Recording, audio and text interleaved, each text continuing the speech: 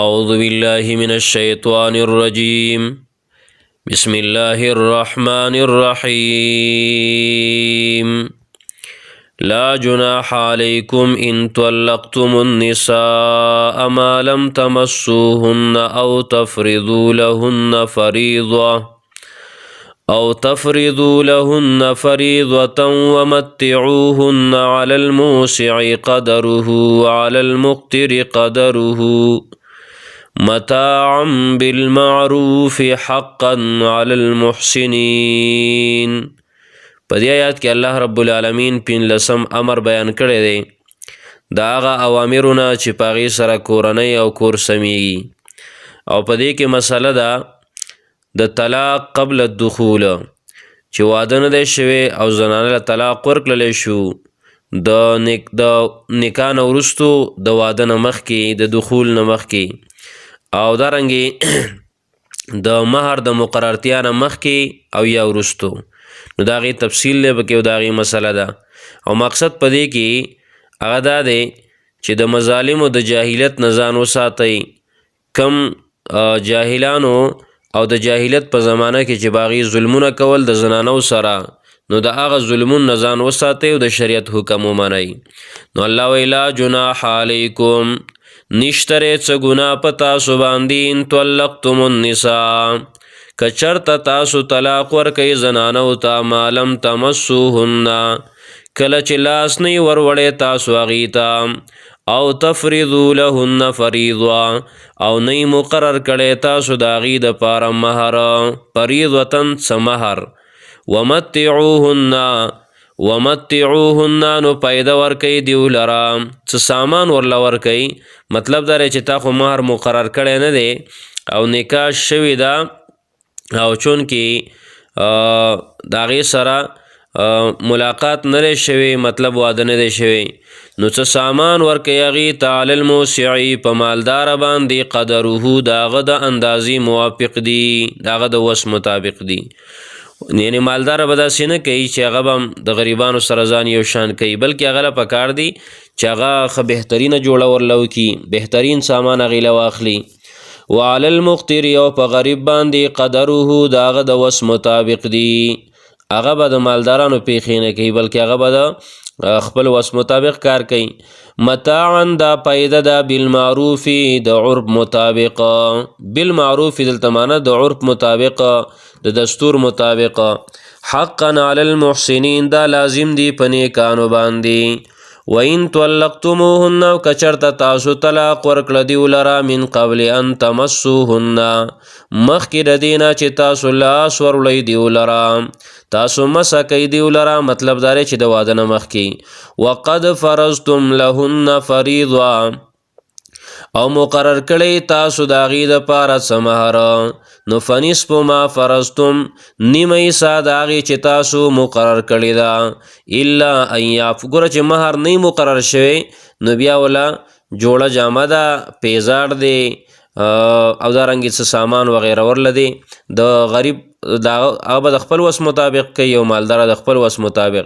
خو که چېرته مهر مقرر دی، مثال په طور باندې مهر مقرر دی 2 تولې، نو بیا به 1 توله ورله ورکې، چې طلاقه دې کړه نو 1 توله به ورله ورکې، مطلب دا دی چې نیم مهر به ورله بیا ورکې. په نصفو، نو نیمه حصه ما هغه فرضتم چې تاسو مقرر کړله. الا ان یعفون، مگر که معافي وکړي، الا ان یعفون، مگر که معافي وکړي دیو، دا زنانه معافي وکړي چې بس دا نیمه دې درته پاتې، چې طلاق دې راکړه نو سره درنه څه عالم نه ځه. او یعفو الذي، یا معافي وکړي هغه کس بیده چې په لاس د هغه کې عقدة النکاح، غوټه د نکاح ده، په لاس د هغې کې غوټه د نکاح ده، مراد ترې سړی دی، خاوند دی، چې هغه ورته معاف کړي، مطلب د ښځې له پوره ورکړي. نو الله وایي کولی شئ بلکل. مثال په طور باندې یو زنانه ده، مهر ورله مقرر شوی نه دی، او دارنګې واده هم نه دی شوی، نو هغې له چې طلاق ورکړلی شو، نو چونکې مهر خو نه دی مقرر شوی، نو لحاظه بیا د هغې دپاره د غریب به د خپل وس مطابق، مالدار د خپل وس مطابق هغې له څه سامان اخلي. ټیک شو. او که چېرته واده نه دی شوی او طلاق ورله ورکړی شو، خو مهر مقررو، نو بیا شریعت چې کوم هغې له حق ورکړی دی، نو نیم مهر حق یې ورله ورکړی دی، چې نیم مهر به دغه زنانه ته میلاویږي. خو که چېرته دا زنانه ماف کی خاوند ته وایي چې دا نیم هم درنه نه اخلمه نو ټیک ده، شریعت وایي ټیک ده، صحیح ده، الله رب العالمین حکم دی چې بالکل صحیح ده. او که چېرته یا دا خاوند دا د زنانه ته د خپل نیم هم ماف کړي او ټول ورله ورکړي چې دا روغ والا نیم نه بلکې ټول والا، نو بیا هم صحیح ده، الله رب العالمین وایي کولی شي. خو الله رب العالمین دې سړو ته وایي چې تاسو له پکار دي چې تاسو مافي وکړئ، مطلب دا چې تاسو دا ټول ورکوئ، دا تاسو له پکار دي ځکه چې هغه زنانه ده ځان له څه کار و کسب نشي کولی او تا ورله طلاق هم ورکړله، نو پکار ده چې احسان ورسره ډېر وکړي او پوره مهر ورله ورکړي. وان تعفو دا چې تاسو معافي وکئ اقربو ډیره نږدې ده للتقوا تقوا ته. ولا تنسوا الفضل او مه هېروئ تاسو احسان کول بینکم په خپل منځ کې. ان الله یقینا الله تعالی بما په هغه څه تعملون چې تاسو یې کوئ بصیرون ډېر ښه لیدونکی دی. حافظو علی الصلوات شپاړسم حکم شپاړسم امر چې د منځونو حفاظت کوئ، د منځونو خیال کوئ. کورنو مسلو کې ورغلی نو بالکل د دې حل عمره وباسئ، خو چونکې منځ درنه قضا نشي منځونه کوئ. حافظو حفاظت کوئ علی الصلوات په منځونو باندې. او بل په دې کې دې خبرې ته اشاره ده، ګوره بره د کورنۍ مسلې د طلاق و معاملات او بیا ورپسې الله رب العالمین د منځ خبره کوي. پته ولګېده چې کله بیلمازي په کور کې نو بیا دا مسلې راځي، بیا د اختلافات راځي، بیا د جنګونه راځي او بیا د مشکلات راځي، بیا کور نه سمیږي. حافظو حفاظت کوئ علی الصلوات په منځونو باندې والصلاة الوسطی او خاص کر د منځ درمیانه. د ټولو منځونو خیال ساتئ خو خاص کر د منځ درمیانه. صلات وسطی کم یو دی؟ نو بعضې علما خو وایي چې هر یو منځ هغه صلات وسطی دی، ځکه د صلات وسطی معنی دا ده چې منځنی منځ درمیانه منځ. نو درمیانه منځ چې ته وګورې نو هر یو منځ هغه وسطی دی، درمیانه دی. که سحر منځ ته موږ وګورو د ماسخوتن او د ماسپښین په منځ کې دی، که بیا د ماسپښین منځ ته وګورو نو د سحر او د مازدیګر په منځ کې دی، او که بیا موږ وګورو د مازدیګر منځ ته نو هغه د ماسپښین او د ماښام په منځ کې دی، او که د ماښام منځ ته وګورو نو هغه د مازدیګر او د ماسخوتن په منځ کې دی، او د ماسخوتن هغه بیا د سحر او د ماښام په منځ کې دی. نو هر یو منځ هغه صلات وسطی دی. او بعضې وایي چې نه صلات وسطی نه مراد د مازدیګر منځ دی، ځکه په حدیثو کې د ډېر زیات فضیلت راغلی دی. او نبی علیه الصلاۃ والسلام فرمایي چا نه مازدیګر منځ قضا شو نو گویا چې د اهل هغه ټول تباه و برباد شو، او مال هم ختم شو، اهل هم ختم شو، ټوله کورمه هم ختمه شوه او ټول جایداد هم ختم شو، داسې دی. او نبی علیه الصلاۃ والسلام نه چې کله په هغه خندق کې غزوه خندق کې نبی علیه الصلاۃ والسلام نه منځونه قضا شو، نو چې د مازدیګر منځ قضا شو نبی علیه الصلاۃ والسلام دا ویلي وی ملأ الله بیوتهم شغلون عن الصلاة الوسطی. الله رب العالمین د کافرو د کورونه د اور نه ډکي، د صلات وسطی نه موږ منع کړو، د مازدیګر منځ هغه موږ نه قضا که. نو راجح دا ده چې دا منځ د مازدیګر دی. نو والصلاة الوسطی او خاص کر په منځ درمیانه باندې. وقوموا لله قانتین ودرېږئ الله رب العالمین ته عاجزي کوونکي. اوس الله وایي چې منځ به په هېڅ حالت کې نه پرېږدئ اگر که یره ده. فإن خفتم که چېرته یریږئ تاسو په رجالا نو منځ کوئ تاسو په خپو باندې ودرېدونکي، په رجالا په خپو باندې ودرېدونکي، او رکبانا یا په سورلۍ باندې سواره. یعنی که چېرته موقع درته میلاویږي خو په خپو ودرېږه، او که دا موقع نه وه نو په اس باندې د پاسه په ګاډۍ کې کښېنه او مونځ کوه.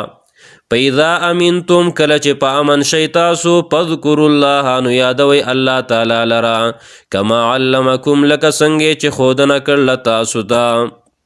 بیا په عام روټین کې چې څنګه مونځ شریعت درته ښودلی دی هغه کوه. ما لم تکونو تعلمون دا هغه څه چې تاسو په هغې باندې نه پوهېدئ. لا جناح علیکم نشته دی هېڅ ګناه په تاسو باندې. ان طلقتم النساء که طلاق ورکئ تاسو زنانو ته ما لم تمسوهن کله چې لاس نه یې وروړی تاسو دیو ته، او تفریضو لهن فریض او نه مقرر کړی تاسو دیو لره څه مهر ومتعوهن او سامان ورکوي پیدا ورکوي دیو لره علی الموسع په مالدارو باندې قدره د هغه د وس مطابق دی وعلى المقتر او په غریب باندې قدره د هغه د وس مطابق دی متاعا بالمعروف دا سامان دی او پیدا دا بالمعروف د عرف مطابق حقا دا لازم دی علی المحسنین په نیکانو باندې وَإِن طَلَّقْتُمُوهُنَّ او کچری طلاق ورکوي تاسو زنانو ته من قبل ان تمسوهن مخکې د دې نه چې لاس ورلئ تاسو دیو ته وقد فرضتم لهن فریضه او تاسو مقرر کړی د دیو دپاره څه مهر په نصف ما فرضتم نو نیمه حصه د هغه مهر ده چې تاسو مقرر کړی الا ان یعفونا مګر که معافي وکړي دا ښځې او یعفو الذي یا معافي وکړي هغه کس بیده عقدة النکاح چې په لاس د هغه کې غوټه د نکاح ده وان تعفو معافي کو او دا چې معافي وکړئ تاسو اقرب للتقوی ډېره نږدې د تقوا ته ولا تنسوا الفضل بینکم او مه هېروئ تاسو احسان کول په خپل منځ کې ان الله یقینا الله تعالی بما تعملون بصیر په هغه څه چې تاسو یې کوئ ډېر ښه لیدونکی دی حافظو حفاظت کوي علی الصلوات په منځونو باندې په ټولو منځونو والصلاة الوسطی او خاص کر په منځ درمیانه وقوموا لله قانتین او ودرېږئ الله تعالی ته عاجزي کوونکي فین خفتم که یریدی تاسو پرجالن نو منځ کوئ په خپو باندې ودرېدونکي او رکبانن یا په سورلۍ باندې سواره فاذا امنتم کله چې په امن شئ تاسو فاذکروا الله یادوئ الله تعالی لره کما علمکم لکه څنګه چې ښودنه کړله تاسو ته ما د هغه څه لم تکونو تعلمون چې تاسو پې نه پوهېدئ والذین او هغه کسان یتوفون منکم چې مړه شي ستاسو نه ویذرون ازواجا او پریدي بیبیانې وصیة لازواجهم فاذکروا الله نو یادوئ الله تعالی لره کما علمکم لکه څنګه چې ښودنه کړله تاسو ته ما د هغه څه لم تکونو تعلمون چې تاسو په هغې باندې نه پوهېدئ سبحان الله وبحمده سبحانك اللهم وبحمدك اشهد ان لا اله الا انت استغفرك واتوب اليك